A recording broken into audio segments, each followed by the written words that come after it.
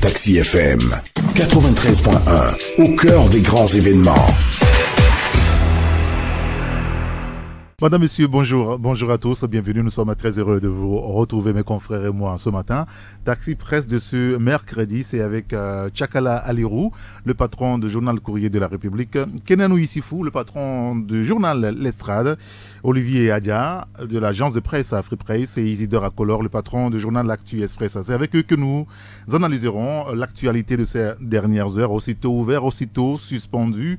Le dialogue politique reprendra vendredi prochain. La première journée a été largement commentée entre l'absence de Faure Gnassingbé et de Tikpi, il faut le dire, à l'ouverture de la discussion, et l'adhésion du gouvernement aux revendications de la coalition, c'est-à-dire aux mesures d'apaisement. Que de commentaires dans l'opinion. Nous avons choisi de revenir sur le sujet ce matin. Taxi FM 93.1. Sur Taxi FM, l'info roule. Juste une idée des journaux qui sont dans les kiosques ce matin, il y a quand même pas mal. Il y a le confrère, le quotidien Forum de la semaine, naturellement, qui parle du dialogue. L'opposition obtient la libération de 45 détenus. Les travaux reprennent vendredi, annonce aussi notre confrère, le quotidien Forum de la semaine. Il y a l'autre quotidien, c'est Liberté, qui est aussi dans les kiosques ce matin. On en a parlé dans Taxi Média Show. Le quotidien Togo Matin aussi est dans les kiosques. Le billet hebdomadaire, le Libéral. Il y a l'hebdomadaire La Dépêche, l'hebdomadaire Fraternité, on avait au téléphone ce matin Joël Ega. Il y a l'hebdomadaire Le Triangle des enjeux, il y a l'hebdomadaire Actu Express. Actu Express qui évoque le 27e dialogue inter-togolais, aussitôt entamé, aussitôt suspendu. Les Togolais retiennent leur souffle, écrit donc le confrère Actu Express. On lira l'article bien sûr dans le journal. Le Messager aussi dans le kiosque ce matin, Dunia Le Monde. Il y a le journal satirique et de faits de société Arakiri qui est de retour dans les kiosques ce matin. Le Mania Libéré aussi qui est dans les kiosques. Mania Libéré. Il y a l'hebdomadaire La Manchette. Il y a l'hebdomadaire Le Dialogue. Voilà les journaux qui sont dans les kiosques ce mercredi. Taxi FM, la seule radio d'information continue. Ça, c'est une vérité. Merci de nous avoir rejoints sur Radio Taxi FM Lomé à l'heure de Taxi Presse avec la conférence studio. Bonjour Tchakala Alirou. Bonjour Saint-Éric et bonjour à toutes et à tous. Vous allez bien? Je vais bien, ça va. Parfait. On est très heureux de vous avoir en studio. Merci. Bonjour Kenanou Issifou. Bonjour Eric. Bonjour, vous portez bien aussi? Ah ouais, je me porte bien. Parfait. Comme tous les Togolais. C'est pas évident. je le souhaite. D'accord, très bien. Et rebonjour, le grand citoyen d'État Olivier Adja. Rebonjour, cher grand citoyen d'État et Saint-Éric Gator. Et vous allez bien? Rebonjour à toutes vos auditrices et à tous vos auditeurs. Pourquoi est-ce que vous avez commencé par les auditrices? Ah oui, non, mais elles sont très importantes pour nous. Et elles nous secondent à tout moment. Il semble qu'il va y avoir de la limitation de mandat à ce niveau aussi. Oui, c'est une idée qui est lancée par un groupe d'hommes dont je ne fais pas partie, je le souligne. Mais tu les soutiens? Non, sérieux? Oui, puisque c'est la question de la limitation des mandats, donc ou bien au devant des débats. Et certains estiment que voilà, aussi dans les foyers, il faut limiter les mandats. Donc, pour certains, le débat est encore en ses balbutiements. Pour certains, il faut faire 5 ans renouvelables une fois pour permettre au grand nombre de femmes qui souffrent, qui peinent à trouver un foyer, donc de faire l'expérience du moins dans leur vie. C'est pas de la blague, le mariage. Bon, non, on ne dit pas de la blague, mais quand même, vous savez que sous d'autres cieux, il y a des mariages sur contrat. Oui. Oui, donc peut-être que c'est ce que ces gens-là proposent et dont nous on n'est pas d'accord. Et voilà. Mais vous avez tenu quand même à le relever, bien sûr. Bien. Tchakala? Oui, moi aussi j'avais abordé un sujet allant dans ce sens. Il faudrait aussi qu'il y ait l'alternance dans le milieu du sport. Il y a deux génies qui règnent sans partage, qui raflent presque tout. Cristiano et Messi, donc des voix élèves de plus en plus pour qu'au moins là-bas aussi on crée cette alternance-là, que quelqu'un aussi brandisse pendant au moins à la 11e année et ce ballon d'or. Bon, en tout cas, là-bas, il y a l'alternance, puisque si c'est Messi qui prend l'année... Mais les deux ont tout saisi, ils ont tout pris. Non. Poutine et Medvedev. Bonjour. Bonjour Isidore, merci de nous avoir rejoints. Bonjour Eric, bonjour à toutes et à tous. Je voudrais vous interroger d'abord par rapport donc à l'actualité au niveau de l'éducation. Vous savez que cette semaine également, les enseignants togolais, en tout cas ceux qui sont dans les syndicats, ont refusé de travailler. Leurs revendications, ils maintiennent. Et puis il y a la SCT également qui a appelé à 2 jours de grève, hier et aujourd'hui, non plutôt aujourd'hui et demain. Aujourd'hui, mercredi et demain jeudi. Est-ce que c'est pas trop finalement pour notre société? Les élèves, on les a vus encore hier dans la rue à Palimé et à Dapaon. À qui la faute? C'est au gouverneur. Le gouverneur sait prévoir. Et moi, ça devient redondant à tel point que je ne peux en parler aussi, c'est compliqué pour moi parce que à chaque année, il faut que les problèmes soient sur le tapis et qu'il y ait des braillages et au point que même l'éducation qu'on donne à nos enfants n'est plus au même niveau. Hein. Et si vous voyez, le programme n'est jamais achevé. Et c'est là où j'interpelle le ministre en charge de l'éducation, plutôt pas de l'éducation maintenant, on a changé l'éducation, enseignement. Voilà encore. Pour vous, il y a une différence entre éducation et enseignement. Donc, et Tchakbele qui disait que bon, allez-y, les programmes qui n'ont pas été suivis ne seront jamais mis à l'ordre du jour et que on ne va jamais vous interroger sur le programme. Ce qui est normal aussi. C'est normal. Parce que on n'a pas enseigné ça. On n'a pas enseigné le diplôme. Donc c'est un diplôme au rabais, c'est une éducation au rabais. Et c'est ce que nous constatons. C'est ce que nous constatons malheureusement. Il va falloir que nos gouvernants puissent prendre le taureau par les cornes. Il est vrai, avoir l'évolution au niveau du salaire, du traitement. Et si ce qu'on nous on nous donne ou bien on nous sert est vrai, le salaire a évolué. Durant les 10 dernières années, le salaire a évolué, a nettement évolué, a essentiellement évolué.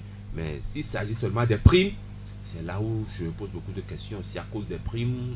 Ça veut dire que les enseignants aussi peuvent faire des concessions.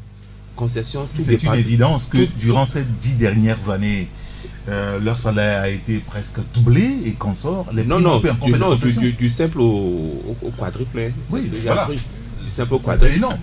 C'est énorme. C'est énorme. Maintenant, c'est l'approche. Peut-être c'est là où le gouvernement pêche. Au niveau de l'approche, pourquoi ne pas les appeler pendant les vacances, leur dire que bon voilà, ça on peut faire telle chose telle année et on comprendrait. Mais ne rien dire et les considérer comme des va-nu-pieds, je vois que c'est là où le bas blesse. Oui, je partage largement l'avis de mon confrère Isidore Akolor. Et nous l'avons dit, en matière sociale, il faut toujours maintenir le fil des discussions, le fil du dialogue. Il ne faut pas attendre en réalité que les problèmes soient posés. Et puis en plus, au-delà de ce que Isidore souligne, ce n'est pas qu'il n'y a pas eu d'accord. Il y a eu des rencontres où des choses ont été prévues. Est-ce qu'après, il y a eu un suivi qui a été fait? Est-ce qu'après, l'on a fait l'effort de situer peut-être si, disons, le respect des engagements ne pouvait pas se faire peut-être par rapport à une certaine donne? C'est de communiquer tout simplement, de dire, nous avions fixé une étape, nous y arrivons. L'étape ne peut plus tenir et se donner encore, voilà, pour telle raison, et se donner encore, je crois, une petite prolongation. Mais comme Isidore l'a dit, je crois que nous devons faire l'effort, chacun, des deux côtés, d'essayer de voir un peu.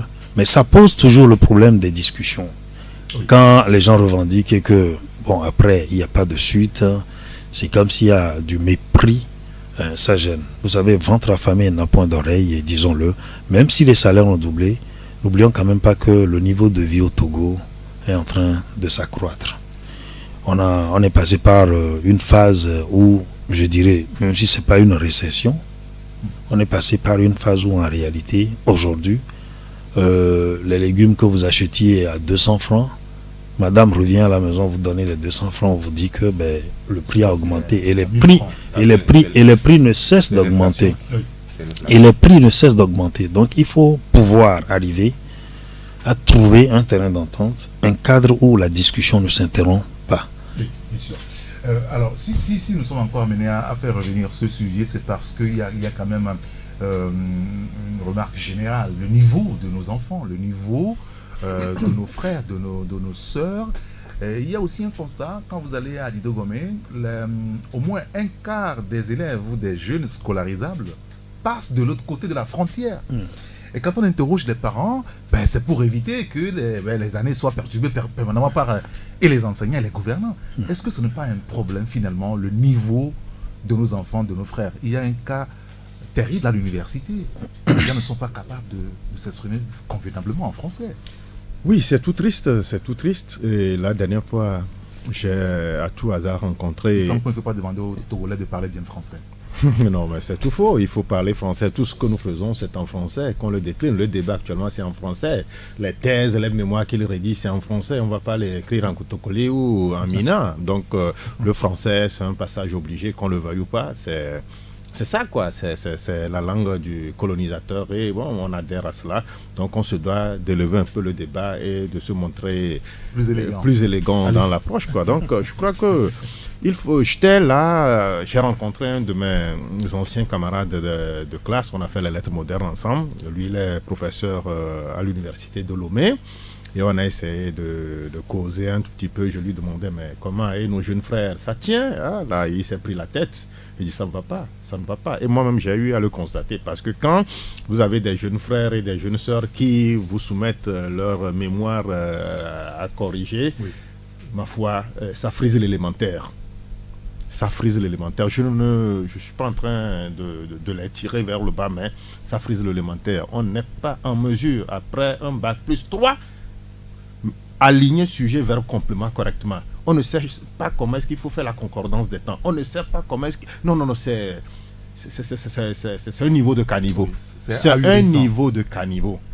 C'est un niveau de caniveau. Des gens même, quand vous voyez un groupe d'étudiants circuler en pleine rue, une noque pour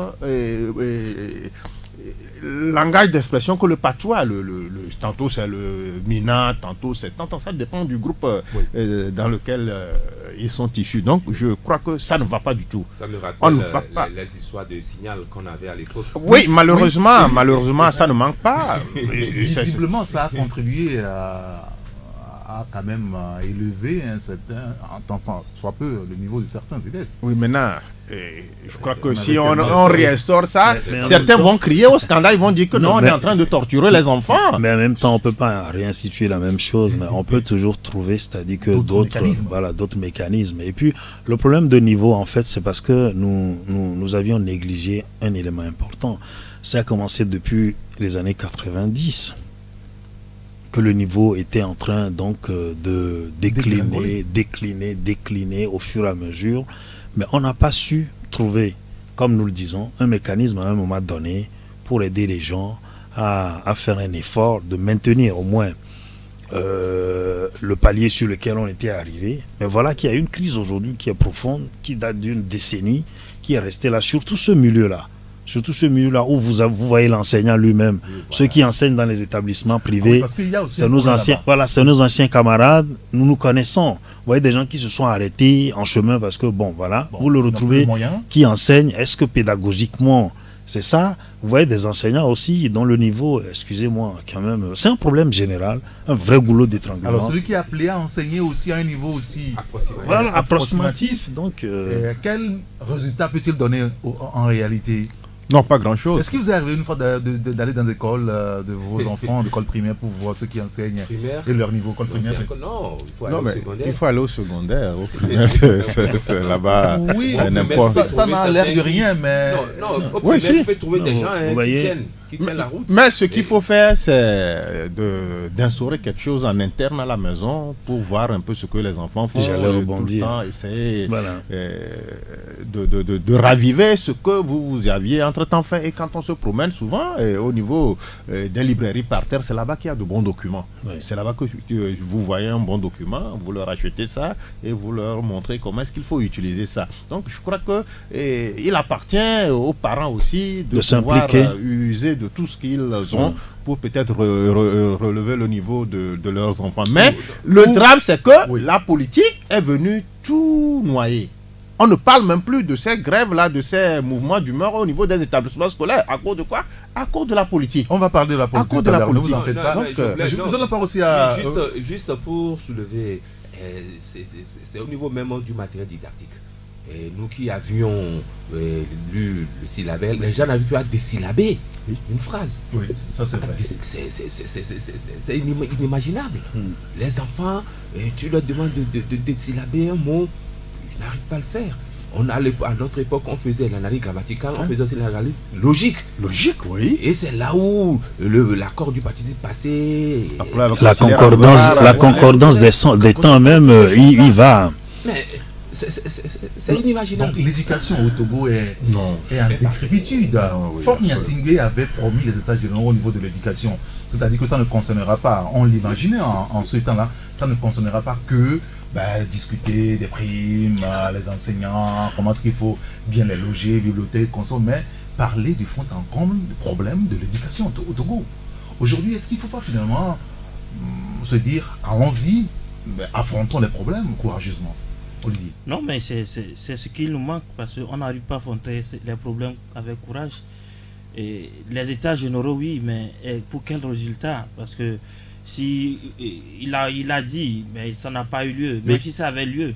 Est-ce que les résultats, rappelons-nous des états généraux de la presse, donc c'est que en réalité, la presse c'est notre monde. Non, mais ce n'est pas la question. Chaque monde reste un monde. Ce n'est pas la question. Je veux seulement dire que oui, les états généraux sont importants, mais il faut quand même que derrière, que les recommandations soient mises en œuvre, qu'il y ait un suivi, ou du moins en l'absence des états généraux, si on peut relever le défi. Le défi aujourd'hui, c'est un défi en matériel et en formation, donc des enseignants, et surtout pour aussi, c'est un défi lié aussi à leur salaire et à leur prime. Aujourd'hui, la question de prime revient. Même si l'État, il faut continuer par le dire que l'État a fait des efforts durant ces 2 ou 3 dernières années pour revoir la hausse, le salaire des enseignants. Mais je crois que la question aujourd'hui, c'est les primes. Parce que le pourcentage, qu'est-ce qu'on fait? Et il faut quand même avoir des règles claires de l'application donc des primes. Au-delà de ça, on parle du niveau de nos frères et enfants, élèves, étudiants, etc. Et il faut dire aussi que l'État a en réalité sous-traite plus l'éducation avec les privés. Donc il n'y a pas de contrôle. L'État a complètement démissionné. Bon, de toutes les façons, moi j'utilise le terme sous-traitance, d'accord? Donc l'État est en train de sous-traiter. Et beaucoup, si bien qu'on ne sait pas qui ouvre les écoles, dans quelles conditions, c'est où, dans quel cadre. Et qui sont les enseignants qu'on recrute? Il arrive quand même qu'au niveau des établissements, je veux dire les écoles supérieures, que de temps en temps le ministère de l'Éducation supérieure tape du poing sur la table. Oui, il y a un travail qui se fait. Mais vas-y voir, à la tête du client. Et puis... En réalité, il y a un travail qui se fait au niveau du supérieur, mais en réalité, c'est la base qui est importante. C'est-à-dire, c'est là où on forme l'élite. Lorsque vous avez une base qui est faussée, et il va de soi que vous n'allez pas avoir les prérequis pour faire même l'école supérieure. Vous comprenez? Donc, en réalité, l'encadrement, c'est faussé en fait. Et aujourd'hui, on prend des élèves de 3e qui n'ont pas reçu leur BBC pour aller enseigner. Donc, dans ces écoles privées, on prend des élèves de première, de terminale qui n'ont pas réussi leur cursus pour aller enseigner. Et vous comprenez que tout est faussé en fait. Donc il faut repenser cette école-là et mettre les moyens nécessaires. Ken? Alors c'est vrai comme Isidore le disait. Je ne sais pas si je me hasarderai sur le terme démission, mais je crois quand même à un moment donné il y a eu un laisser-aller véritable où c'est vrai que je remonte toujours aux années 90 où le libertinage avait pris place, d'accord, et il n'y a pas eu d'encadrement. C'est la même chose que vous voyez au niveau de la santé. C'est au moment de la grève. Voilà, mais c'est ça. Donc les gens pour aider, pour offrir une alternative, on pensait qu'à un moment donné, il faut construire des écoles parce qu'ils avaient des moyens. Mais l'État devrait reprendre la main après, encadrer ce milieu-là, comme Olivier le disait, quels sont les critères et tenir sérieusement à ce que ça soit respecté.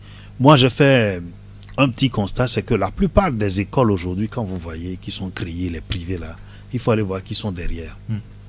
Vous avez cherché? Vous avez c'est-à-dire que des cadres, des officiers supérieurs, des gens qui étaient de l'administration, qui sont à la retraite. Des anciens inspecteurs. Mais c'est ça. Donc, là aussi, c'est encore... Vous voyez des gens, c'est comme aujourd'hui... Voilà. Mais vous voyez, c'est-à-dire, c'est que le milieu est devenu... Je l'ai dit ici la dernière fois, c'est tout. Tout est devenu fonds de commerce pour les Togolais. C'est malheureux. Je voulais rebondir au niveau des années 90. C'était pas aussi mal que ça, hein, vous vous souvenez, et avec la conférence nationale, et on a vu des imminences, on a dit que mais est-ce que les Togolais aussi parlent aussi français, la tête, il y avait une émulation. Mais c'est juste après, c'est juste après. Voilà. Des gens qui ont la rhétorique, mais aujourd'hui... Mais après la démocratisation, quand le processus a commencé véritablement, bon ben le laisser-aller a commencé. Parce qu'on a eu des troubles, vous vous rappelez, il y a eu une grève générale illimitée, je l'ai dit ici la dernière fois. Oui, mais 9 mois qui a porté un coup sérieux à tous les niveaux, à tous les domaines. Mais après, l'État n'a pas su reprendre la main et encadrer les choses, les réencadrer. On parlait tout à l'heure de mécanismes, d'accord, de distorsion qu'on peut avoir à tous les niveaux. Il n'y a pas ça. Et je faisais le parallèle avec le domaine de la santé. Vous voyez, entre-temps, Suzanne Aho avait fait une contre-campagne, mais bon, écoutez, après ça s'est arrêté, on sait ce qui en a découlé. Vous voyez, il y a des centres de santé, quand on finit, on dit, bon, amenez-la au CHU. C'est comme ça que ça finit. Et après, il n'y a pas de descente. On ne fait rien. C'est le même problème aujourd'hui au niveau de l'éducation. C'est une déliquescence totale. Je crois que, je l'ai dit la dernière fois, il faut aller à un pacte social. Oui, pour le problème. Chakala et Olivier, on passe à un autre sujet. Oui, combien de Togolais lisent? Très peu. C'est ça le problème. C'est ça le problème, on ne lit pas. Combien de Togolais peuvent mettre... Ce problème n'est pas lié au Togo. Non, mais le cas togolais, non, c'est le cas togolais qui nous intéresse. Mais au Togo, c'est encore clair. Les Togolais ne lisent pas. Demandez à quelqu'un, est-ce que, quand on était tout petit, le roman de référence, c'est Camara. Combien ont aujourd'hui lu ce petit roman-là, qui est très facile à comprendre? Personne le cite. La VAR et tout ça, il n'y en a même plus. Mais demandez à un professeur de français. D'ailleurs, les professeurs de français, c'est trop dit. Quelqu'un qui fait l'anglais et qu'on reconvertit en professeur de français. Quelqu'un qui fait l'histoire et géographie, qui devient professeur d'anglais, professeur de français. Non, le français, ça ne s'improvise pas. Le français a ses règles. Quelqu'un qui a fait l'agronomie, qui devient professeur de maths dans un show. Oui. Donc, vous voulez que le niveau soit comment? Non. Non, c'est ça. Pourquoi est-ce qu'on ne crée pas le débat en France régulièrement? Dans tous les domaines. C'est la réforme tout le temps dans le domaine. Il y a une réforme au niveau du baccalauréat en France. Mais ici, on est là. C'est la même chose depuis des années. Et puis on fait le constat que cette année, il y a eu chute au niveau des pourcentages. La France n'est pas un modèle. Oui, mais il y a quand même un débat qui est là tout le temps. Mais la question des réformes au niveau de l'éducation en France, c'est une question qui vient de façon récurrente. Et ça permet aussi de jauger le niveau de popularité des gouvernants et surtout des nouveaux ministres de l'éducation. La dernière fois, j'apprenais que celui qui est arrivé, au moins, il a pu relever le défi. Il a une popularité parce qu'il a fait une réforme qui a été plus ou moins acceptée. D'accord, parce que c'est la réforme du bac et du bac 2 avec voilà, les épreuves et qui vont être diminuées. Bon, voilà, entre autres. 5 maintenant.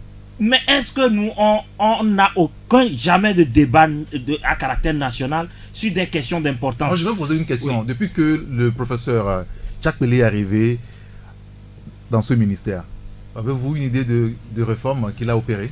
Aucune idée. Peut-être qu'il le fait, mais il ne le médiatise pas. Mais moi, je n'ai aucune idée. Non, vous ne serez pas au courant? Je ne serai pas avancé. Non, j'ai dit peut-être qu'il fait des choses que nous ne savons pas. Moi, je ne peux pas conclure ni faire une sentence ici qu'il ne fait pas ou qu'il le fait. Une réforme, on ne la cache pas. De toute façon, c'est ce à quoi je viens plutôt Mais dans tous les cas, quand il le fait, normalement, le principe voudrait que nous, on soit informés en tant que peuple.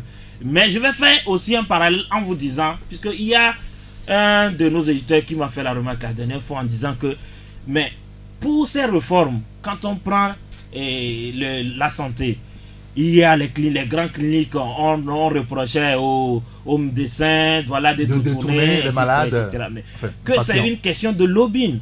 Parce que les gens estiment que lorsque l'État va investir dans les cliniques publiques, pardon, je dis cliniques publiques, oui, dans les hôpitaux publics, et ça va avoir un impact sur leurs revenus. Donc, et ces mêmes personnes se retrouvent à la tête de l'État. Ces mêmes personnes se retrouvent dans des sérails où on prend des décisions. Donc, qu'est-ce qu'ils font? Ils font un effort pour bloquer, pour que les choses ça ne passent pas.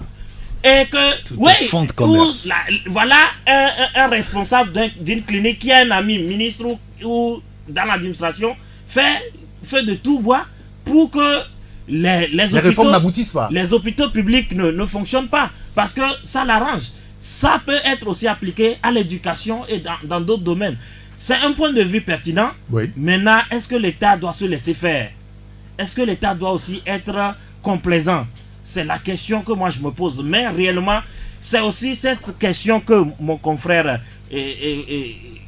Kenanou a dénoncé, c'est que tout est devenu un fonds de commerce. Même la vie des populations. Et là où il y a intérêt, il y a toujours des jeux, des combines qui, en réalité, desservent les populations. Très bien. Monsieur, merci. Je voudrais qu'on passe à un autre sujet. Nous allons maintenant parler de l'autre sujet. Bon, hein. Je n'ai pas entendu, excusez-moi. Le social est très bon. Oui, bien sûr, on en a parlé au moins 20 minutes. On passe à autre chose maintenant. Alors, on parlait du dialogue politique qui s'est ouvert lundi dernier. C'est vrai que depuis le 15 février, on savait qu'il y a des travaux au niveau de commission préparatoire.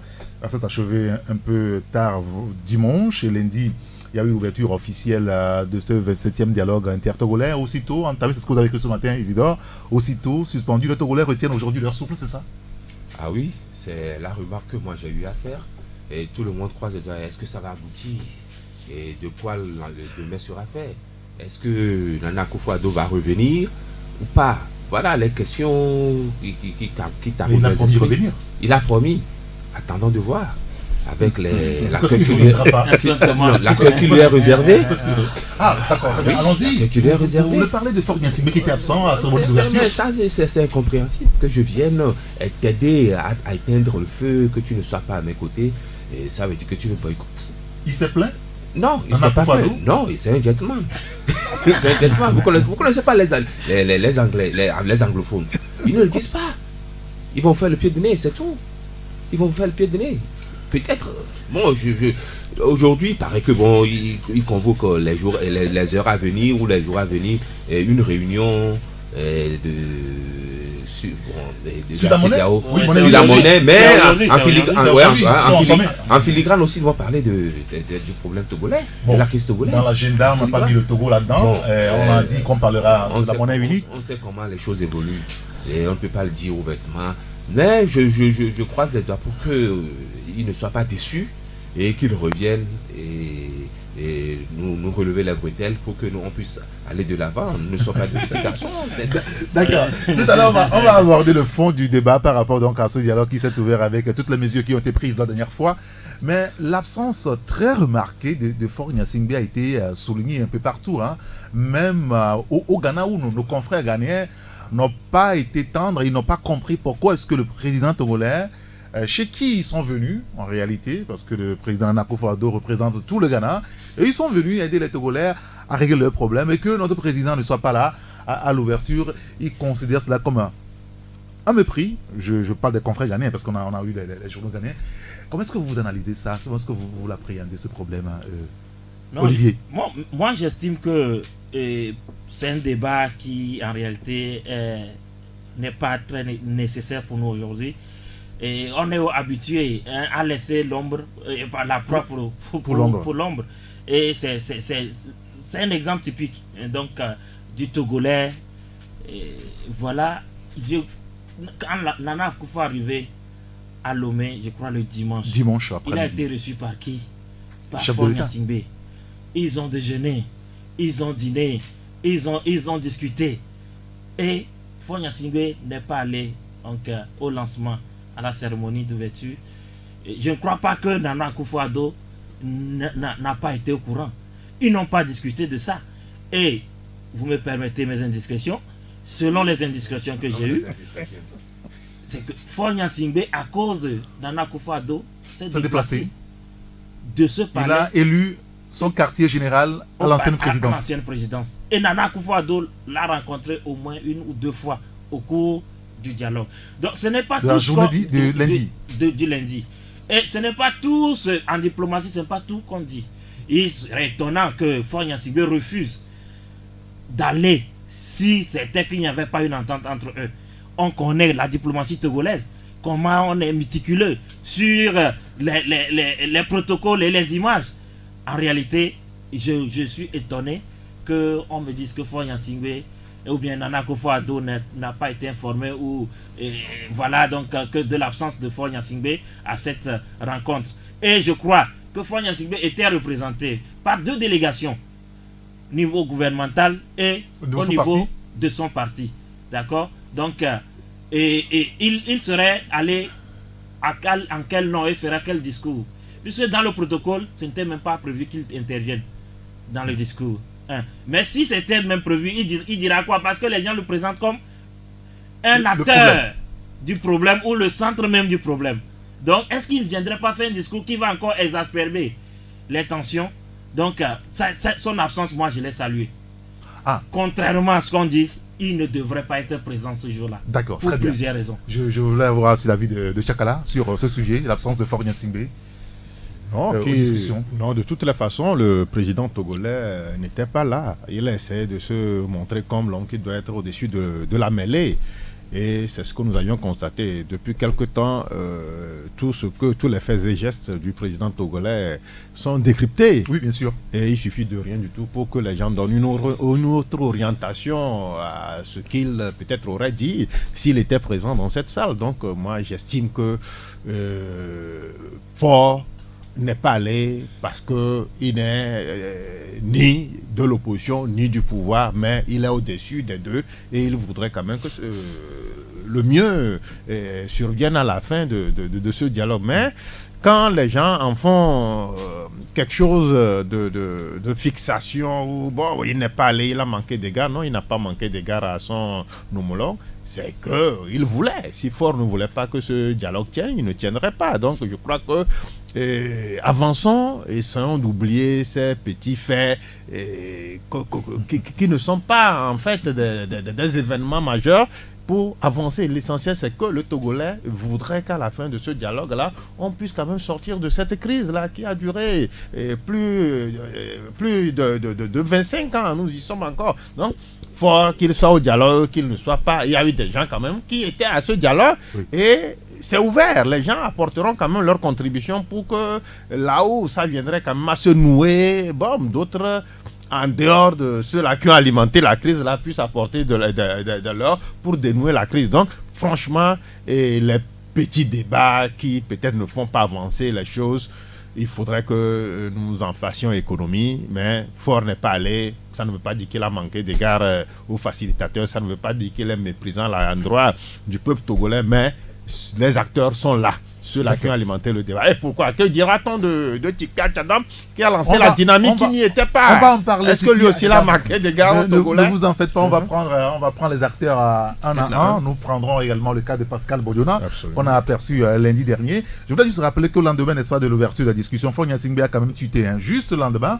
le matin, mardi, et hier. Donc il disait qu'il voudrait remercier l'ensemble de ses pairs. Je vais lire le tweet. Je voudrais remercier l'ensemble de mes pairs pour leur sollicitude à l'endroit du peuple togolais ainsi que mes compatriotes pour leur sens de responsabilité. Il ajoute: j'invite chacun de nous à promouvoir la tolérance et à demeurer préoccupé par la paix et le développement de notre cher pays béninois. Alors, on comprend que Faure Gnassingbé n'y était pas, n'est-ce pas, à la cérémonie d'ouverture, mais il n'était pas non plus loin de cette cérémonie d'ouverture. Alors, Eric, je te remercie de nous lire ce tweet-là.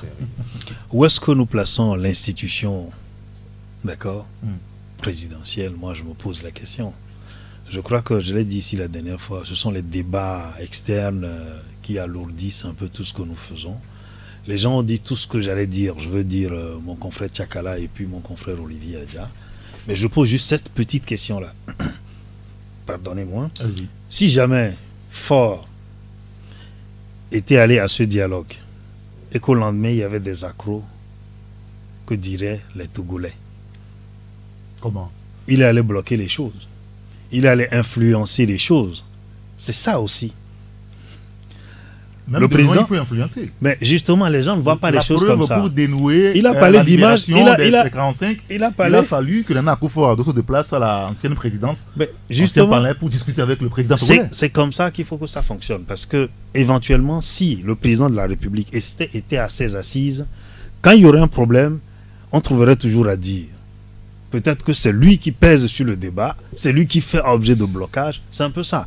Il faut situer les paliers. Je dis, le président de la République, c'est une institution. Il est resté là où il devait rester. Si Faure était allé au Ghana pour faire la même chose, je ne suis pas sûr que Nana Akufo-Addo devrait rester dans ses pattes tout le temps. Non.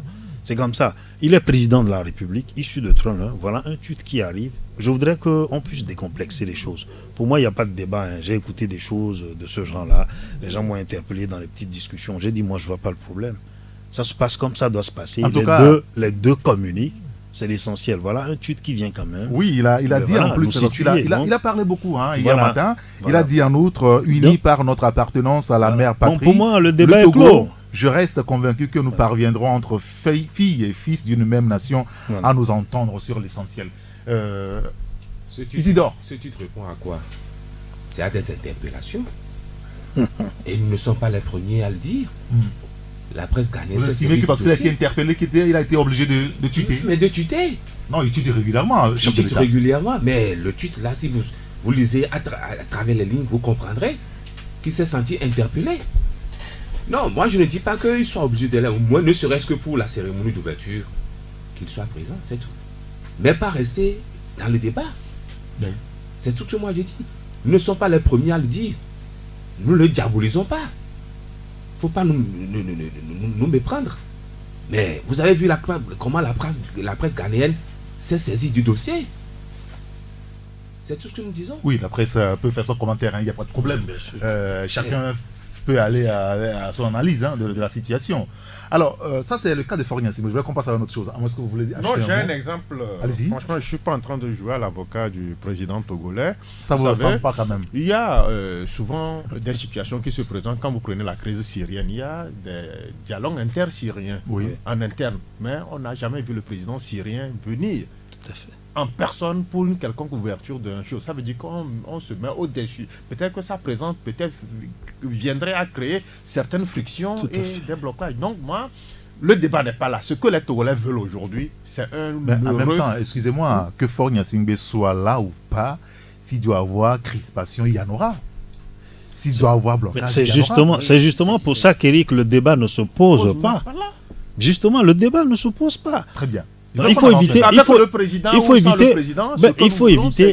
Il a donné un exemple. Moi, je crois que le tweet qu'il vienne répondre, d'accord, à des interpellations ou pas, le président de la République, nous disons qu'il ne communique souvent pas. Écoutez, le silence aussi, c'est de la communication. Le silence aussi, c'est de la communication. Mais bien sûr. Et nous allons l'interpréter comme Éric l'a dit tout à l'heure. Chacun y ira de son analyse. Mais je crois que le mieux, c'est de se taire. Le mieux, c'est de se taire. Parce que quand on veut parler, parfois, on alourdit encore plus le débat. Le terme que j'utilise, je le pèse. Déjà, notre président ne parle pas souvent. Et voilà. Mais il communique. Il communique au constituteur, vous l'oubliez, c'est-à-dire... ce n'est pas nouveau. Je ne l'oublie pas. Je l'ai lu tout à l'heure. Même les actes quotidiens que l'on pose, ça communique. C'est quel décryptage nous en faisons? C'est ça le problème. Monsieur, je voulais aussi vous interroger par rapport à une autre absence qui a été une absence de taille. C'est vrai, on n'a pas vu Madame Brigitte Adjamagbo-Johnson. Ce sont nos informations. Elle était à Abuja. Elle est rentrée dans la journée. Mais c'est le cas de Tikpi Achadam. Le président du PNP se fait rare publiquement depuis un certain temps, depuis qu'il a lancé son mouvement, et ça a pris. Je ne sais pas à combien de manifestations publiques il a participé, mais il se fait très rare, vraiment rare. Au point où la dernière fois, son absence a été remarquée. Et selon ce que nos confrères de l'aide du continent ont publié, je crois ce matin ou hier, ce matin, il serait au Ghana et il demandait des garanties avant de participer aux discussions. Le confrère, le libéral, la semaine passée, parlait de paranoïa de Tikpi Akedam. Est-ce qu'on peut s'avancer sur ce terrain aujourd'hui, Olivier? Oui, en tout cas, c'est une peur. Une peur de Tikpi Akedam qui fait que depuis quand il a lancé donc, cette affaire-là, il a disparu de la circulation. Et mais de quoi a-t-il peur? Bon, peut-être qu'il a des éléments que nous n'avons pas. Et qui, voilà, par rapport à sa sécurité. Par rapport à sa sécurité, et je ne m'avance pas sur ce que je ne sais pas, mais je crois que son absence, en réalité, c'est là que lorsqu'on va parler de manque de respect, c'est plutôt là que moi je verrai, parce que, il est à l'origine de la situation actuelle, puisque c'est lui qui a été le catalyseur, qui a mis donc, le feu aux poudres. Lui ou son parti? Lui, je dis d'abord c'est lui, et après son parti. D'accord? Donc, un général qui a une troupe donc, à la bataille et qui disparaît, il faut savoir que la troupe va perdre. D'accord? Ça, c'est normal. En matière de stratégie et militaire, le général ne fuit pas la bataille. Ou le commandant. Le commandant, bon, le général, je ne sais pas s'il est commandant ou général, mais il a fui le terrain. D'accord? Peut-être il a ses raisons. Ça, c'est normal. Mais le fait est qu'il n'est pas là. Et ces troupes, aujourd'hui, ne savent pas à quel sens se vouer. Même si de temps à autre, il envoie des audios pour relancer, encourager. Mais je crois que c'est loin donc, des comptes. Et ça prouve aussi que pour faire la politique sous les tropiques, il faut avoir les reins courage solides. Et les reins très solides. Tchakala, Tikpi Akedam, il n'est plus là. Oui, tantôt on l'annonce à Lomé, tantôt on l'annonce à Accra. Que se passe-t-il avec lui? Non, je ne suis pas du PNP, que je ne suis pas le porte-parole de M. Tikpi Akedam, mais je vais essayer, je vais essayer de faire mon analyse. C'est vrai, on aurait voulu bien qu'il soit des nôtres au cours de ce dialogue, parce qu'il est l'élément... Il ne sera pas là? Je ne sais pas s'il sera là. C'est que l'acte fort qu'il devait poser, c'est à l'ouverture, mais il n'était pas là. Il a ses raisons. Il a ses raisons. Vous savez, il n'est pas le premier acteur politique à avoir créé cela. Dans les années 90, tous ceux-là qui étaient venus assister à la conférence nationale souveraine ont dû bénéficier d'une loi d'amnistie avant de mettre pied. Eux aussi, ils avaient posé le même problème. Des garanties sécuritaires. On a vu Gilles Christ arriver, après avoir franchi la frontière, il n'est même pas rentré, il est retourné à Accra. Donc, il a des... Est-ce que Tikpi est même menacé? Mais il y a Jean-Pierre Fabre qui est sur le territoire, il y a Adjamangbo Johnson, ils sont nombreux, ils sont là, dans la coalition, ils sont là. Oui, ils sont là, mais lui, il a des indicateurs, forcément, sur lesquels il se base pour créer cette situation. Moi, personnellement, j'avais voulu qu'il soit là, personnellement, mais... Ce qui est aussi agréable et bien par rapport à son parti, c'est que qu'il soit là au pays ou qu'il ne soit pas là, le PNP fonctionne normalement merveille. Alors, les réunions, ça se tient bien. Et quand il s'agit d'appeler les militants à des manifestations, ça n'a jamais faibli la mobilisation. C'est ça aussi. Mais il ne faut pas oublier de dire aussi que son absence crée des frictions au niveau de la coalition. Oui, mais qui l'a une fois manifesté? Quand on est en groupe et qu'un maillon vient quand même... Non, nous on est de la presse, on relève les choses. Oui, l'absence de Tikpi au niveau de la coalition crée des frictions. Ça crée des frictions, mais qu'ils aient le courage de le dire. Est-ce que ces gens-là, quand Tikpi a réclamé des garanties sécuritaires pour prendre part à ces choses-là, est-ce que les autres de la coalition ont pesé de leur part pour que ces garanties, je ne sais pas s'ils faisaient sérieux ou pas, est-ce que ces garanties... Cette question a été évoquée lundi. Mais c'est bien avant, c'est le lundi que le truc a été ouvert. Donc, antérieurement, ses camarades d'aventure devraient aussi peser du poids pour que ces mesures lui soient données garanties avant même l'entame des discussions. Mais eux, ils se sont aussi montrés laxistes là-bas. Et je dis que l'absence de Tikpi Akedam aussi arrange certains de ses camarades d'aventure. Ah oui? Absolument. Il fait de l'ombrage. Et donc, comme il n'est pas là aujourd'hui, bon, c'est bien. Ça enrage certains. C'est vrai que c'est pas amusant. Hein. Nous sommes sur un terrain très très très sérieux. J'ai déjà entendu un colonel, alors ministre, d'accord, qui était arrivé à une cérémonie et on a déplacé son pupitre parce qu'il devait délivrer son discours. Et j'étais l'instigateur de ce déplacement parce que mon caméraman est venu me voir, j'étais encore à LCF, et qui m'a dit que l'ombre fera qu'en fait on n'aura pas une bonne image de ce monsieur et qu'à la télé, si ça ne présente pas bien, il ne voudrait pas. Donc on a déplacé. Quand il est venu, puisqu'on lui avait signalé en fait là où il devait discourir, il a trouvé que les dispositions ont changé. Quand il est allé pour prononcer son discours, parce qu'il a déjà interpellé, il a demandé qui a fait ça, on lui a justifié les raisons pour lesquelles. Avant de commencer son discours, il a laissé cette phrase. Il a dit, je voudrais que vous sachiez que le général, il peut être n'importe où pour commander ses troupes. Je voudrais tout simplement dire que les militaires connaissent mieux, d'accord, les stratégies de guerre que nous. N'allons pas sur des terrains que nous ne maîtrisons pas. C'est-à-dire que je reviens à Tchadam, à Accra ou à Lomé. Il peut diriger ses troupes. Tout comme Fort au palais, à Lomé 2 peut diriger ses troupes, comme Fabre à la plage, et tous les autres peuvent diriger leurs troupes. Le problème ne s'oppose pas. Mais ce que vous dites, c'est que si on est instigateur d'une situation, on aurait aimé voir les gens, c'est-à-dire que se sacrifier au même niveau. À Tchadam, il évoque des raisons que... poser le débat. Voilà, c'est ça. En fait, à Tchadam évoque des raisons que nous ne connaissons pas. C'est pour ça que je ne voudrais pas qu'on lui prête des intentions. Les autres qui sont avec lui, peut-être qu'ils en ont discuté.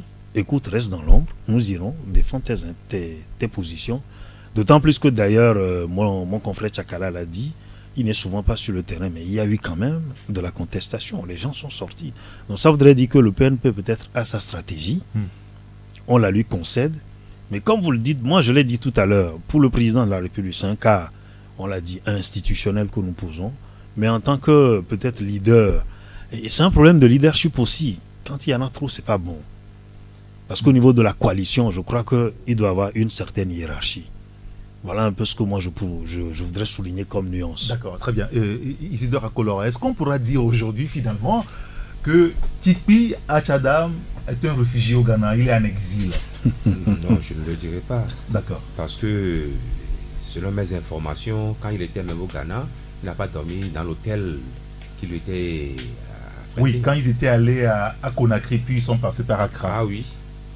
Donc, en début de... il connaît cette stratégie. Il a peut-être des informations dont nous ne disposons pas aujourd'hui. Mais je constate tout de même qu'il se fait désirer. Il se fait désirer. Et peut-être c'est une stratégie aussi. Mais j'ai déploré son absence. Tout comme j'ai déploré l'absence de Fort Nassimi.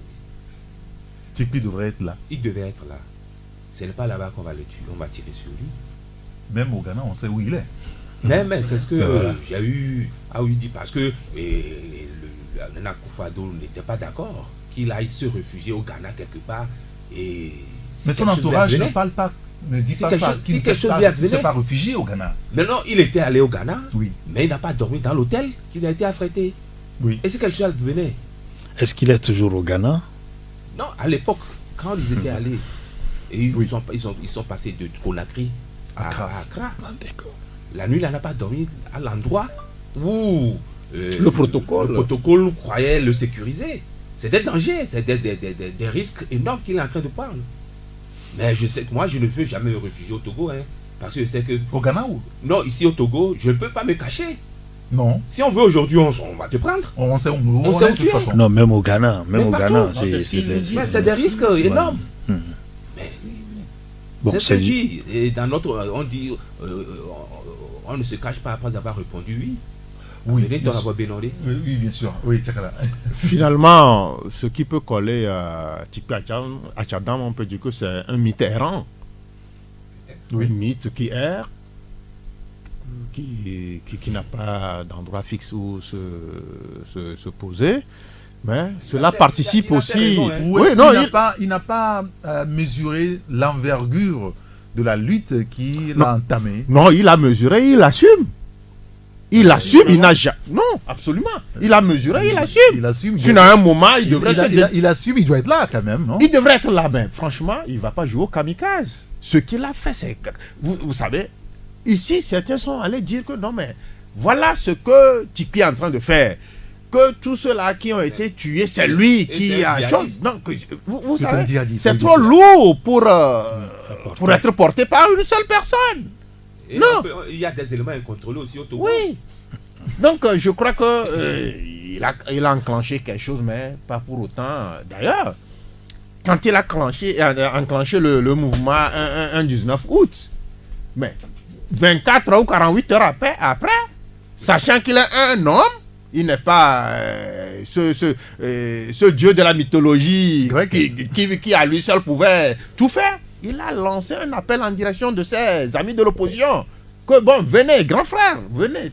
Donc ça veut dire qu'il est conscient que seul, il ne peut rien faire et qu'il a besoin du concours des autres avant de continuer dans ce terrain. Je donne la parole à Olivier, je vous donne la parole après. Je crois que c'est le mythe de Jirkis Olympio qu'il veut se créer, parce que Jirkis Olympio a fait pareil. A fait pareil, pratiquement, d'accord.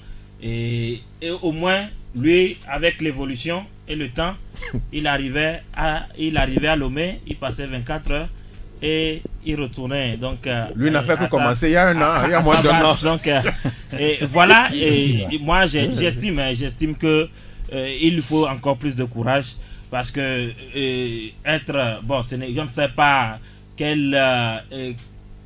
comment expliquer ou bien comment appeler son exil. Est-ce que c'est un exil, c'est une fuite, c'est un réfugié, je ne sais pas trop, c'est un migrant, tout ça là, on ne sait pas. Donc, et puis, un déplacé. Jusqu'aujourd'hui, on ne nous dit pas qu'il y a un mandat qui a été lancé contre lui, ni une poursuite avec des chefs d'accusation dûment définis contre lui. Moi, je n'ai pas connaissance de ça. Donc, ça veut dire que sa crainte peut être réelle ou supposée. D'accord? Ou peut-être que c'est dans sa tête à lui. Parce qu'on a beau dire, mais le Togo a connu pire que le 19. Oui. Les gens ont été à l'origine de pire que ce qui s'est passé le 19, ils sont là. Je ne dis pas qu'ils viennent faire le kamikaze. Non, je ne sais pas ce qu'il dit, mais quand même qu'ils nous convainquent que vraiment voilà les raisons qui l'empêchent. Peut-être qu'on va l'interroger. Peut-être qu'on va l'interroger prochainement. Pourquoi pas? Bon, Taxi FM a l'opportunité. Parfois. Non, mais je ne dis pas ça. Non. Isidore et puis on concourt à cette prudence de notre frère Tikpi Achadam. Votre frère? Oui. C'est un Togolais. Ah oui, c'est un citoyen togolais. Bien sûr. Et vous avez comment il a été persécuté au lendemain de la sortie, et comment aujourd'hui il est marqué de porter le rouge au Togo. Il faut faire extrêmement attention quand vous voulez sortir de chez vous avec une couleur rouge. Couleur rouge. Et je m'en donne pour preuve. Les Saint-Valentin, vous avez vu comment on a garni la place centrale du commissariat central. Oui. Mais le rouge a été vraiment absent par rapport à l'année dernière. Et vous verrez que le rouge même a été teinté un peu du noir. Du blanc. Et du blanc, ces choses-là. Donc, il y a des faits. Bon, c'est anodin, mais... Bon, ça, ce sont des détails. Alors, moi, ce sont des détails quand même. Non, c'est un détail après, c'est à prendre au sérieux. D'accord. Alors, non, n'empêche que moi, je l'ai dit tout à l'heure, dans une lutte, c'est toujours une question de stratégie. C'est vrai, quand on voit le commandant à bord, ça rassure les troupes. Hein. Mais Tikpi Achadam, ce n'est pas un parti seul. Je l'ai dit, c'est au sein d'une coalition. Je suis sûr qu'il y a quelque chose quand même qui a été discuté, entendu. Voilà. Nous ne pouvons souhaiter qu'en fait, que ce soit de près ou de loin, qu'on soit de communion avec ce qui se fait. Voilà ce qui est important. Messieurs, merci beaucoup. Nous allons marquer une pause publicitaire. On se retrouve juste derrière pour la seconde partie de Taxi Presse avec Isidore Akolor, Kenano Issifou, Olivier Adja et Chakala Alero. 93.1 Taxi FM. Retour en studio avec mes confrères Chakala Alero, Olivier Adja, Isidore Akolor et Issifou Kenano. Nous allons maintenant aborder dans le même sillage, Le dialogue qui s'est ouvert, aussitôt suspendu. Ça reprend vendredi prochain. Mais on a vu pas mal de personnalités lundi dernier, au nombre desquelles Pascal Bodiona. Et comme à chaque fois, la presse est toujours chaleureuse pour l'accueillir. Que cherche Pascal Bodiona? Il est aussi dans le processus de dialogue? Tchakala. Non, mais cela va sans dire que c'est un maillon important de la chaîne. Par 2 fois, il a été reçu par le président ghanéen au plus fort de la crise. Et par 2 fois, il a été reçu par le président ghanéen et consulté. Et antérieurement, on a vu le rôle qu'il a joué pour que l'accord politique global puisse être scellé. Donc ça veut dire que c'est quelqu'un, c'est un pion essentiel, c'est un pion central. Et son mot compte. Son mot compte. Et d'après certaines indiscrétions, puisque l'autre là n'a pas... Olivier il n'est pas que l'homme des indiscrétions, il y en a. D'accord, très bien. J'ai appris que le ministre Bodiona est un conseiller. C'est à ce titre qu'il est aussi là, conseiller du président ghanéen. Il est conseiller du président ghanéen par rapport à la crise ghanéenne. Non, par rapport à la crise togolaise. Donc c'est un point focal du président ghanéen au Togo. Ok. C'est un point focal. Donc il n'est pas allé là-bas en tant que appartenant à tel bord ou à tel autre, mais en tant que quelqu'un qui connaît le dossier togolais, quelqu'un qui peut arriver quand même à créer cette unanimité, quelqu'un qui peut arriver à pousser le président ghanéen à prendre les justes décisions qui puissent faire avancer le pays et sortir le pays de cette crise lancinante. Mais la dernière fois, on a vu d'autres. On a vu Eden Kodjo, on a vu Lomdadji, on a vu les Kofigo et tout ça là. Ça veut dire qu'eux, ils sont là en tant qu'ancien Premier ministre, en tant qu'ancien ministre de la République, mais le statut de Bodiona, d'après certaines indiscrétions, c'est le conseiller du président ghanéen par rapport à cette crise. Sinon, pourquoi par 2 fois on l'a reçu, on n'a pas reçu certains? Donc, son mot compte, son point de vue compte, et c'est pourquoi il y est. Vous savez qu'il y a beaucoup de rumeurs également sur les réseaux sociaux, les réseaux sociaux qui ont nommé Pascal Bodiona Premier ministre de la Transition à l'issue de cette crise, si jamais on arrive à finir avec ça. Quel est votre commentaire sur ce sujet-là? Non, je crois que le ministre Pascal Bodiona n'est pas une personnalité d'un moindre. Le pouvoir actuel, il en a été un élément important. Le ministre Bodiona, avec tout le recul diplomatique qu'il a. Puis il faut le dire, il est ami avec l'opposition aussi. Il a mis, en fait, dire ami, je crois quand même que c'est un ministre qui est resté quelqu'un qui faisait un peu l'unanimité, la passerelle, écoutez, entre l'opposition et le pouvoir. Et donc ce monsieur, on peut dire qu'il a une certaine expertise du dossier togolais. Il en a contribué énormément, directeur de cabinet du président Faure, dont il est un ami. Rappelez-vous cette phrase, quand il était sorti, moi je me rappelle encore, je reste fidèle. La presse avait essayé de le provoquer. Je reste loyal, je reste fidèle, pas seulement au président de la République, mais quand même au problème togolais. Donc le ministre Pascal Bodiona, je crois que si ceux qui sont là n'ont pas contesté sa présence, tout comme les autres qui sont venus, ça voudrait dire que il était nécessaire qu'il fût à ce dialogue. Bon, c'est pour ça qu'on l'a amené. Il faut préciser qu'il n'était pas quand même dans la salle des discussions. Oui. Le lundi là, il n'était pas dans la salle de discussion. Bon voilà. Voilà. Olivier. Non, je crois que... Vous avez des indiscrétions pour nous? Non, pas exactement. J'ai eu la chance de le rencontrer donc, et au cours de ce dialogue ou bien de l'ouverture le lundi dernier, de discuter avec lui et en présence du ministre Ouattara et de M. Abbas Kaboua à la même table, il faut le noter. Donc je crois que c'est quelqu'un qui se met au-dessus de la mêlée et qui arrive à prendre la hauteur sur certaines questions. Il faut saluer cela, mais au-delà de ça aussi, il faut se rappeler que l'accord RPT-UFC, Pascal Bodiona a été l'une des chevilles ouvrières, donc ceux-là qui ont permis cela.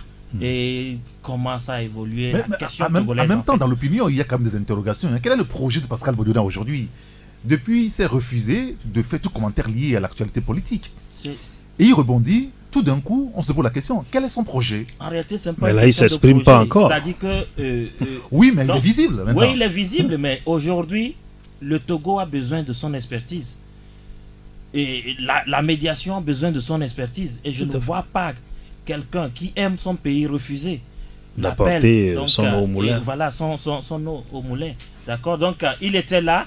Il n'était pas, certes, dans la salle de discussion, mais il a passé beaucoup de temps, contrairement à certains invités, à certaines personnes ressources qui ont été invitées et qui, sont repartis après. Voilà, à la fin de la cérémonie d'ouverture, sont repartis. Il est resté pendant longtemps sur les lieux. Et je ne saurais ce qu'il a réellement fait, mais il faut remarquer qu'il a été l'une des seules personnalités qui n'était pas directement liée donc, à un camp, qui est quand même resté là-bas et pour en tout cas observer les choses. Très bien. Isidore. Non, c'est les confrères ont tout dit. Il est au back-office. Pourquoi est-ce qu'il fait l'unanimité dans la presse, Pascal Bodilan? L'unanimité dans la presse? Non, mais oui, c'est le sentiment qu'il fait à peu près l'unanimité dans la presse. Non, est-ce que c'est vraiment ça? Vous avez vu combien je ne veux pas remuer le couteau dans le plaie. Combien on a tiré sur lui quand il était en prison? Quand il était en prison? Non, on l'a chargé. C'est une minorité. Une minorité, vous y croyez? Oui, bien sûr. Je lis la presse tout le matin. Bon, peut-être. Peut-être c'est non, alors là, oui, mais ses propres amis, ceux qui l'ont vraiment aidé, se sont retournés contre lui. C'est la vie. Ça, il te le dira. Non, mais c'est la vie. Non, mais ça c'est la vie. Ça c'est la vie en plus. Si Isidore le permet, je vais. Non. je vais. Non. Qu'il finisse, je vous donne la parole. Allez-y. Il est la cheville ouvrière. C'est lui qui était venu pour la colle pour un camp. La première fois que, depuis qu'on s'est séparés au campus, la première fois que j'ai rencontré Pascal Bodilan, c'était à la coupole de février, lors des discussions il a abouti à l'APG. Oui, à la statue de l'APG. Et je me garde ce qu'il m'avait dit. Je ne l'ai pas dit aujourd'hui sur les antennes ce qu'il m'a dit. Quoi, il avait dit qu'il prendrait le pouvoir? Non, il n'a pas dit ça. Il n'a pas dit ça. Il dit, tu veux tirer le verre du nez? Non, je ne le dirai pas. Non, je fais juste mon travail. Non, il est toujours dans son rôle. Dans son rôle, pour lui, c'est le Togo avant tout. C'est pourquoi il était revenu. Et pour baliser le chemin, c'est pourquoi il a été la passerelle entre le pouvoir et l'opposition, pour que les choses puissent aller de l'avant et qu'on ait une transition pacifique. Oui, transition pacifique. Oui. Alors d'abord, le ministre Pascal Bodilan, vous dites qu'il fait l'unanimité. Ce que je sais de lui, d'accord, pour l'avoir pratiqué un peu, hein, oui, c'est un monsieur qui sait créer des relations. Vous avez ce monsieur tout de suite dont l'humeur monte à 100 degrés Celsius, et quand ça revient à 0 degrés Celsius, il vous rassure, il vous met dans de bonnes conditions. Je crois que sa présence même, c'est déjà un symbole, d'accord, pour la réconciliation, un symbole pour effectivement la conciliation des positions. Et moi, je salue vivement, c'est-à-dire que cette présence, c'est une image que l'on peut exploiter dans le bon sens. Et c'est ce que je voulais évoquer par rapport à ce que Isidore le disait. Tout en revenant sur ce que j'ai dit tout à l'heure, il a une expertise avérée, et nous l'avons tous souligné. Je crois que ce symbole-là, si on peut l'utiliser véritablement, comme d'autres encore, ça peut être un élément qui peut nous amener à très bon port et plus loin. Moi, c'est ce que je voulais souligner. Très bien. Bon, nous, on s'est prononcé sur les trois personnalités que nous avons choisies. Faure Gnassingbé, Tikpi Yatadam et Pascal Bodilan. Maintenant, n'en déplaise à ceux qui pensent qu'on ne doit pas parler de Tikpi Yatadam parce qu'il n'est pas au premier jour des discussions. On y reviendra si c'est nécessaire. Monsieur, merci beaucoup. Maintenant, par rapport au dialogue, il y a eu quand même des choses qui ont été posées comme problème par la coalition. Le gouvernement togolais semble avoir répondu à peu près à certaines préoccupations par rapport aux mesures d'apaisement. 45 personnes ont été libérées. L'opposition demandait à ce que 102 personnes soient libérées, 92 arrêtées lors des manifestations qui sont encore détenues dans les prisons, 7 liées donc aux incendies et puis 3 du mouvement Noubeke. 45 liés donc aux incendies ont été libérés, les autres seront étudiés au cas par cas, c'est ce qui a été annoncé. Est-ce que finalement ceux qui ont été libérés peuvent être considérés comme des otages du pouvoir et donc le pouvoir qui libère des otages? Tchakala. Oui, c'est quelque chose d'inédit. Quand quelqu'un a été pris, c'est qu'on lui reprocherait des choses. Et il faudrait quand même que sa culpabilité ou sa non-culpabilité finisse par un procès. C'est là qu'on peut statuer si ce pourquoi il a été pris, il se reconnaît là-dedans ou il ne se reconnaît pas. Bon, maintenant, ça, ce qui a prévalu, cela relève peut-être de quelque chose, d'un accord politique. D'un accord politique qui a été scellé, qui a permis à certains de ces détenus de recouvrer leur liberté. Là, on ne peut pas se prononcer là-dessus. Mais pourquoi on n'a pas pris X, pourquoi on n'a pas pris Y, et c'est eux qu'on a pris. Peut-être que, bon, ils étaient peut-être au mauvais endroit, au mauvais moment. Et ils ont peut-être été pris. Mais aujourd'hui, que des voix s'élèvent pour demander la libération de tous ces gens-là qui ont été pris depuis le 19 et ceux-là même qui, entre-temps, étaient pris dans cette histoire des incendies, des marchés. Je crois que une certaine parole a été tenue. Parce que c'est ça qui achoppait, c'est autour de ça qu'achoppait le début du dialogue, et les facilitateurs ont estimé que c'est ça qui sera mis au tout premier point des discussions. Et ça a été fait. Et sur les 102, on a commencé la libération. Souhaitons vivement que, bon, ceux-là qui ont recouvré la liberté, qu'il y ait une autre vague aussi. Pourquoi pas tous à la fois qu'on les libère, mais bon, je crois qu'il faut toujours garder espoir. Il faut se dire qu'il faut commencer par quelque part avant d'arriver à un autre point. Donc, on a libéré une quarantaine déjà. Certains parlent de 39, d'autres parlent de 45, mais vivement. L'accord, c'est 45. 45. C'est 39, effectivement. C'est 39 qui ont été libérés, oui, hier. Donc, vivement que les autres seront aussi toute la vague aussi, suivent. Et bon, je crois qu'on ne décrète pas ça comme ça, on ne claque pas le doigt. Il y a des procédures qu'il faut suivre, et au bout de cette procédure suivie, on pourra peut-être assister à une autre vague de libération. Et Isidore, de la bonne foi finalement du gouvernement? Bonne foi, je ne saurais le dire, mais c'est un geste à saluer, parce que des gens qui ont été pris innocemment, et bien sûr la conscience je le dis, parce que ça peut être moi aussi, à un mauvais endroit, au mauvais moment. On a vu des gens cagoulés avec des pick-up dans ce pays. Ils n'ont jamais été arrêtés. Ils n'ont jamais été arrêtés, ils n'ont jamais été inquiétés. Ça aurait été toi ou moi, mais on ne peut pas faire 100 mètres, on est en train de mettre le grappin dessus. Donc il y a 2 poids 2 mesures, ce que moi j'ai constaté, il faut le relever. Et vivement que tout le monde puisse être libéré. Et ceux qui ont fait Zindobo aussi Kamalodo pour venir le cimetière de Bekamalodo pour venir incendier avec je ne sais quoi et les kérosènes, et c'est ça les résultats de l'enquête scientifique. Donc voilà des choses qui me choquent. Et aussi moi c'est la terminologie même qui me crée problème. On parle de grâce présidentielle, ce qui suppose que les gens sont coupables de quelque chose. De toutes les façons, ils ont été condamnés. Et d'ailleurs, c'est ceux-là qui peuvent bénéficier de grâce présidentielle. Est-ce que tous ont été condamnés ou des gens sont en détention préventive? Ce qui avait été dit, c'est ceux qui ont été condamnés qui peuvent bénéficier de cette grâce présidentielle. Voilà. Donc, les totaux faits, ça fait 45 personnes. Ok, d'accord, je vous le concède. Non, pas moi, mais c'est ce qui a été dit. Non, puisque il y a des quiproquos autour du chiffre. On fait, et l'opposition dresse une liste de 102 personnes. Oui. Le gouvernement dit que c'est 92. Où sont partis les 10? Est-ce que ça ne peut pas s'évaporer dans la nature? Est-ce qu'ils sont partis hors de nos frontières? Est-ce qu'ils ne vivent plus? Est-ce qu'ils sont dans des fosses communes? Ah oui, c'est des interrogations. En tant que journaliste, c'est des interrogations que moi je pose. Il faut crever l'abcès pour trouver où le reste, là, les 10. Il faut concilier les deux fichiers. Si les 92, ce n'est pas ceux-là qui ont été arrêtés pendant les manifestations de l'opposition. L'opposition a dit que c'est 102 personnes qui ont été arrêtées, qui sont actuellement sous les verrous.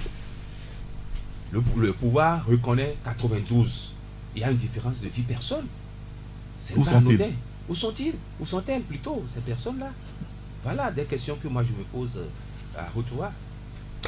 Oui, quoique moi je voudrais plutôt analyser la décision salutaire du gouvernement. Tu posais la question tout à l'heure, cher Eric, de savoir si c'est de la bonne foi finalement. Je dirais, prenons les choses telles que ça nous vient. Si on veut évoluer, on est dans une discussion, dans un processus où on veut se relancer.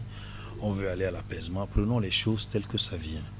Les protagonistes du dialogue auront le temps d'analyser, d'apprécier, mais nous, au vu, c'est-à-dire que de la conscience collective, il y a eu un geste qui a été posé.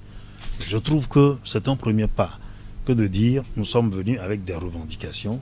Tant que ce n'est pas satisfait, nous n'allons pas bouger. Alors le camp d'en face dit bon, écoutez, vous obtenez ceci. Alors ça pose un problème. Si on ne sait pas apprécier les choses à leur juste valeur, la tendance peut être inversée sur d'autres concessions aussi à faire. C'est pour ça que je dis, quand les choses nous viennent, on les prend comme ça pour le moment. Je dis que c'est un geste louable, salutaire, et je voudrais que ça puisse continuer comme ça et que dans les deux camps, qu'on puisse apprendre à donner et qu'on accepte recevoir et apprécier à la juste mesure. Je voudrais vivement que, sur tous les autres points, qu'il y ait autant de déclics, mais en prenant soin effectivement par rapport au problème que pose mon ami, mon cher confrère Isidore Akolor et bien d'autres Togolais, qu'on puisse dire les petits détails, les petits éléments sont en suspens ou en étude. Oui. Et que ce n'est pas un dossier clos. Il y aura un comité de suivi probablement qui va revenir sur ces éléments parce qu'on n'a que 10 jours. Si on veut tourner en rond, on veut tourner sur place, on ne pourra pas évoluer. Et puis, il ne faut pas non plus surcharger la médiation. Il ne faut pas non plus lasser la médiation. En principe, entre Togolais, on n'avait pas besoin de ça. On devait se comprendre. C'est pour ça que je le redis encore.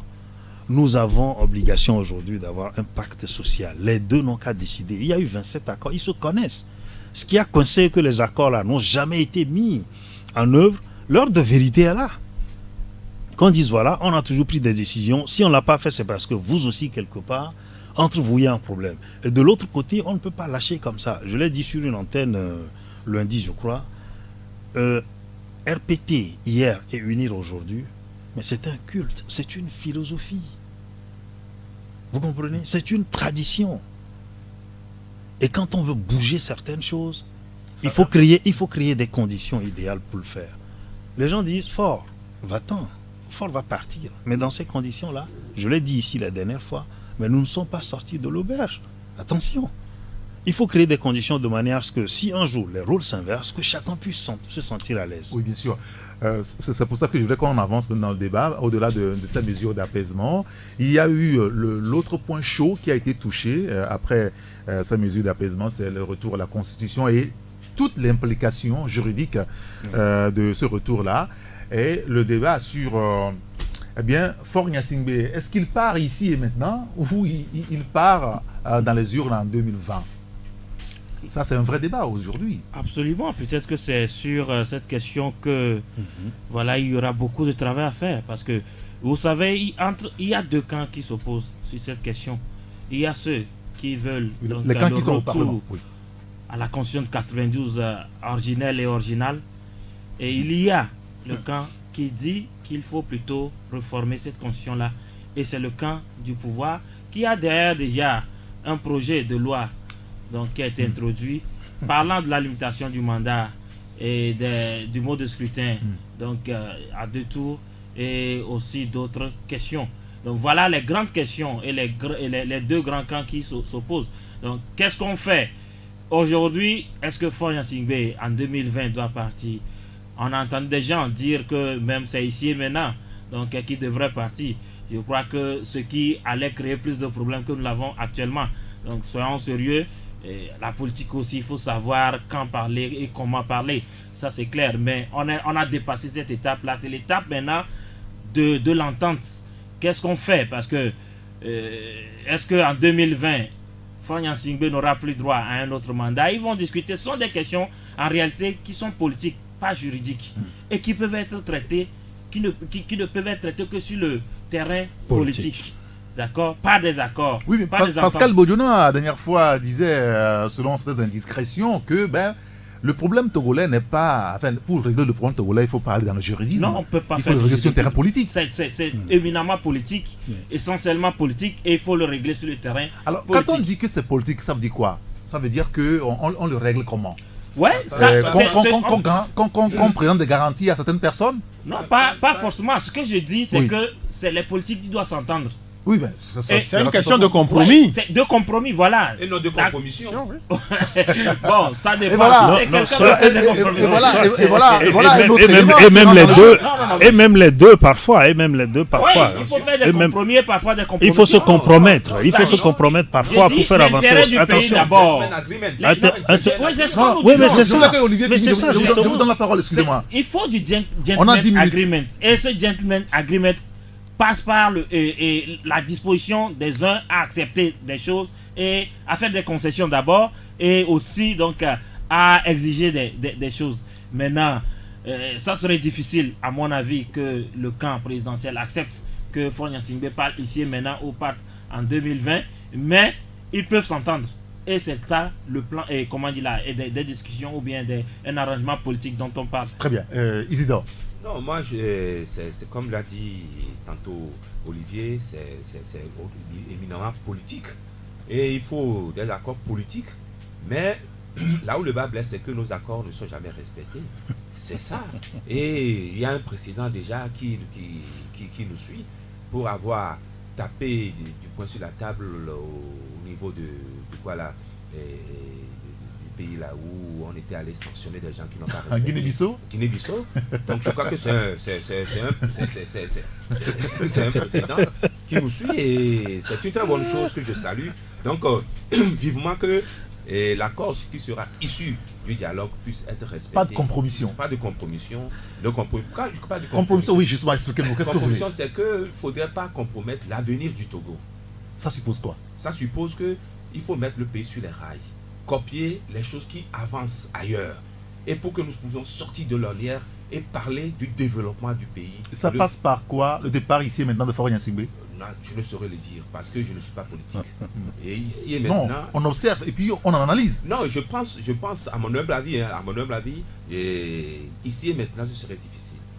Vu les contingences et autres, ce serait très difficile.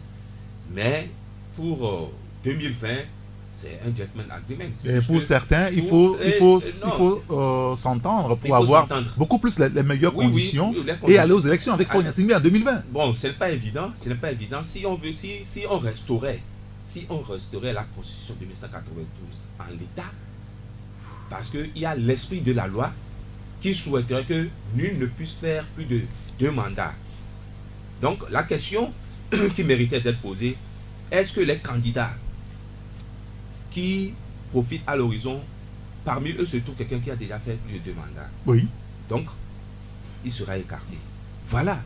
Au-delà de la limitation de mandat et du mode de scrutin de tout, il y a un sérieux problème au Togo. Le régime politique. Dans quel régime politique? On ne saurait le dire. Nous sommes dans un régime présidentiel. De semi-présidentiel. Semi-présidentiel.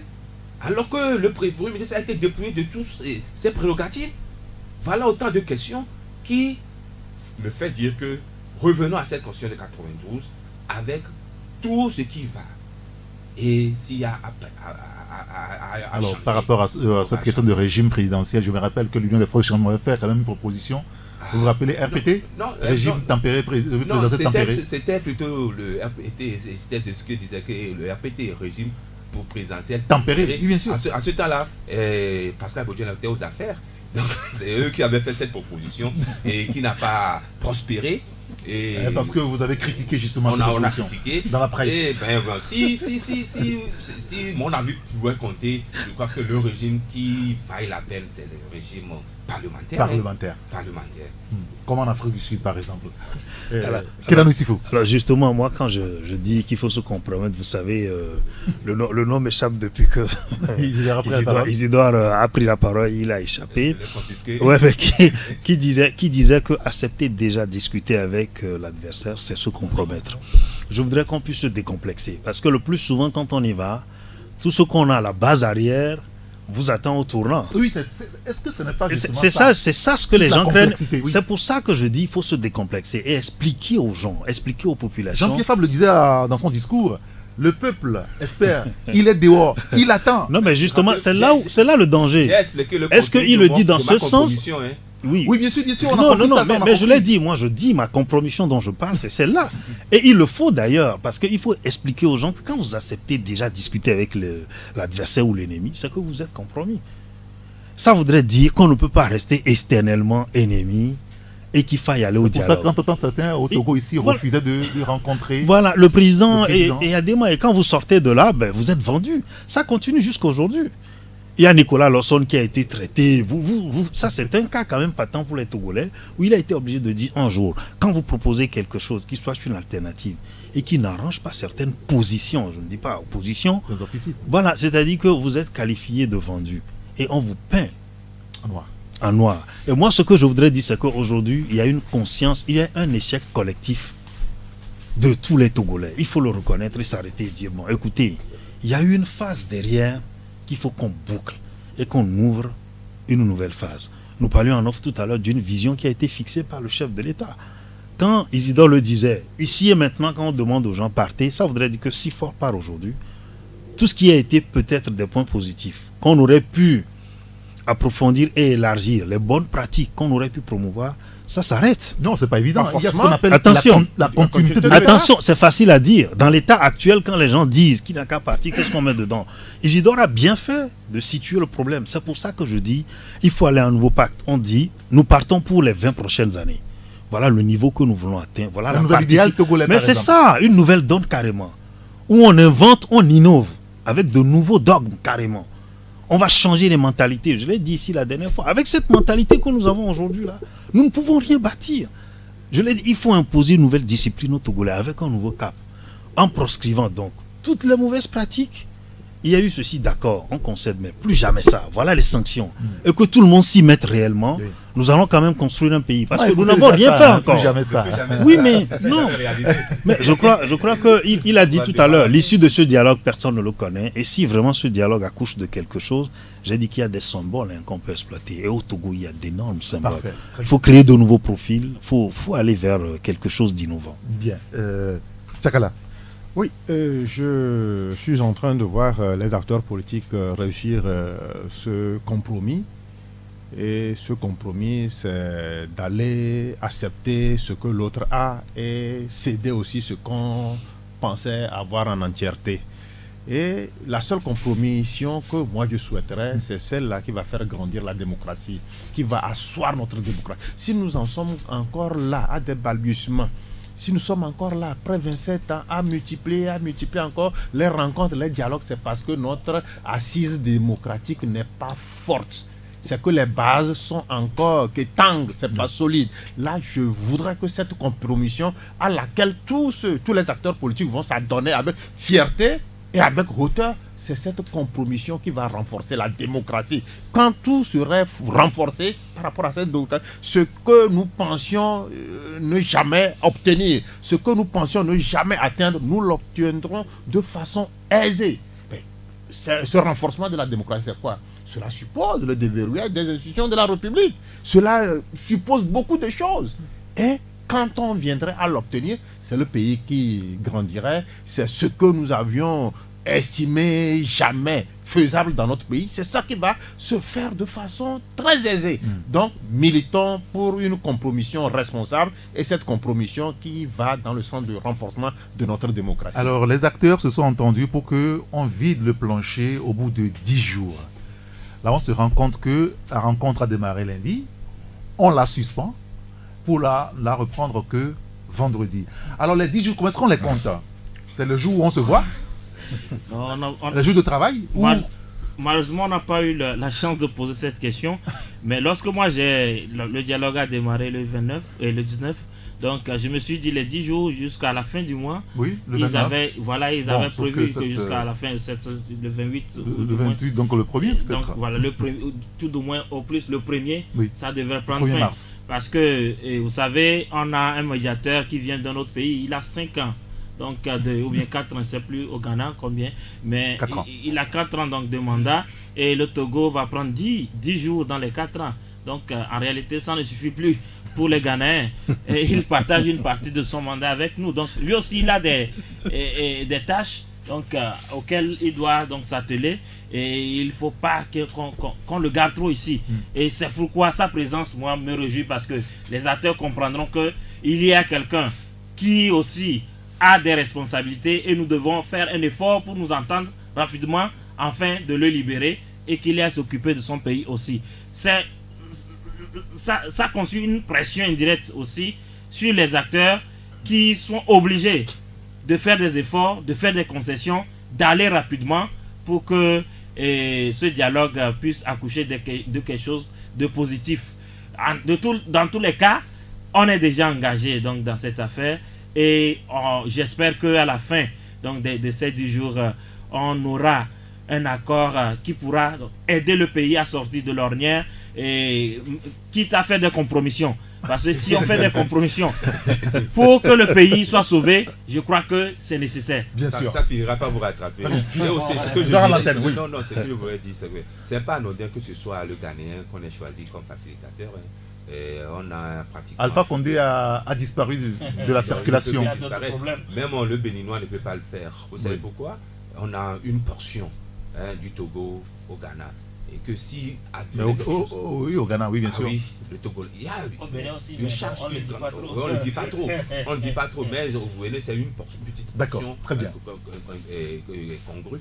Donc, mais aujourd'hui, si le président ghanéen s'y 10 secondes comme ça, c'est parce qu'il ne veut pas avoir la charge des réfugiés togolais qui viennent. Il en a déjà. Hein. Ah ouais, il en a déjà. Il veut qu'ils reviennent. Il ne faut pas qu'ils viennent s'ajouter aux gens de Togoland. Monsieur, merci beaucoup. Je voudrais aussi préciser qu'on vient d'avoir une information selon laquelle ceux qui sont détenus dans l'affaire des incendies, il y en a qui sont libérés déjà ce matin, beaucoup plus à Kara. En tout cas, on aura des confirmations dans les heures à venir, et on reviendra là-dessus. Merci beaucoup Isidore Akolo, le patron du journal Actu Express. Kenanou Issifou, le patron du journal L'Estrade. Isidore, non, plutôt Olivier Adja, qui est le patron, vous avez 2 casquettes, patron de l'agence de presse Afripresse, et puis du journal Arakiri, et Tchakala Alirou, le patron du journal Courrier de la République. Merci à Adja Prosper qui a assuré la coordination technique. Appelez-moi Saint-Éric Gator. À demain. Taxi FM. C'est une fenêtre ouverte sur l'actualité d'ici et d'ailleurs.